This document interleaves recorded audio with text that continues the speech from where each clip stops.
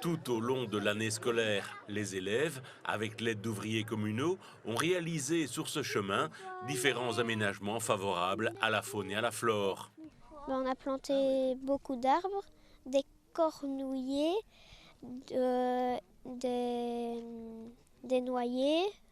Il y a pour les oiseaux, des nichoirs et des grands arbres pour rapaces. Et voilà, je pense que c'est tout. Il y a aussi un endroit pour les lézards.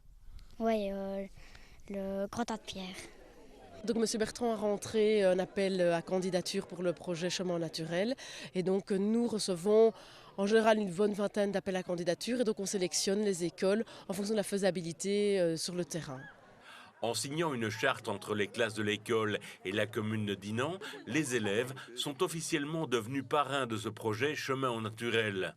Depuis le mois d'octobre, où en fait nous avons eu des animations et des réunions avec une animatrice de Sentier.be, Gaëlle.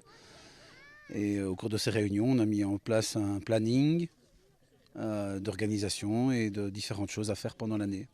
On commence le projet d'abord par une réunion pour voir vraiment la faisabilité, voir la motivation aussi des gens et des partenaires locaux.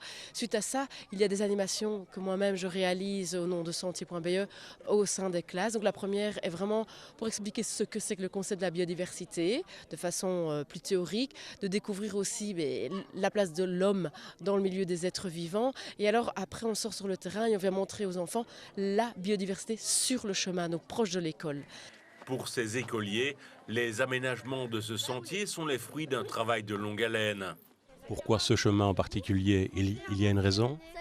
Parce que c'était un chemin qui était vraiment à l'abandon et qui a été entièrement remis en état par justement des riverains. Et nous avons participé à la mise en place de différentes choses, justement avec l'aide de Sentier.be et de toute une trame d'organisation et de travail qui était vraiment très intéressante.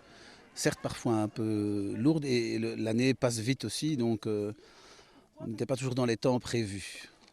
Et si vous désirez vous aussi participer à cette initiative, l'association Sentier.be attend vos candidatures sur son site internet.